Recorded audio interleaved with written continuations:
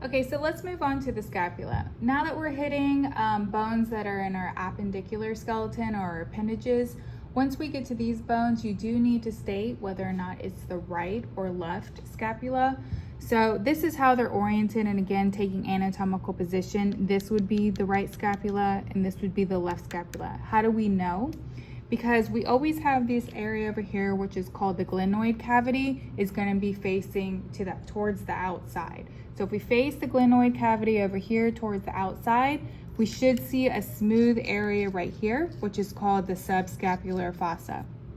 If we look at the other side, back here, this part would be the posterior side because we can see the spine of the scapula running through the back. So the spine always goes in the back, and then we want the glenoid cavity to be facing towards the outside of the body because this is where our humerus is going to come in and attach.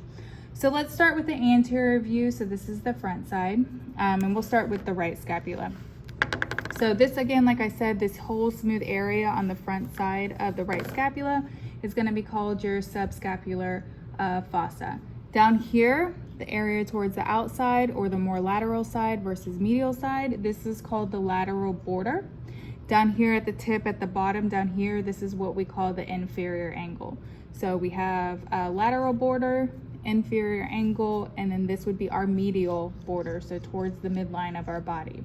This area up here, this little angle, this is what we call the superior angle because this portion is closer to the head of our body. And right next to it, we have the superior border.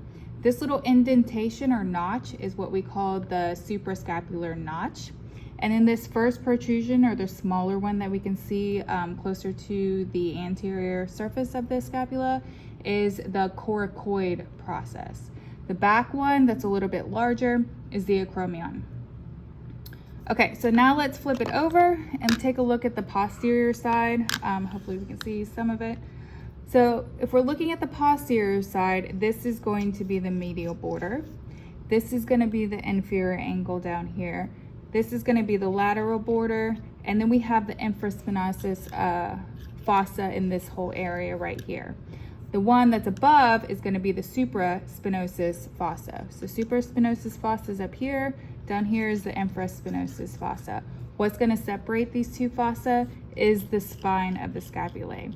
So we can still see over here the larger process over here, that's our acromion, and then our smaller one down here, that's our coracoid process. And then if we also look, I'll try to hold it up, at the top, we can also see our superior border up here. So again, this is how they're oriented. This is the anterior view. If we see the spine, that's going to be the posterior view. And we always have to orient them correctly so that we can determine whether or not it's the right or left scapula.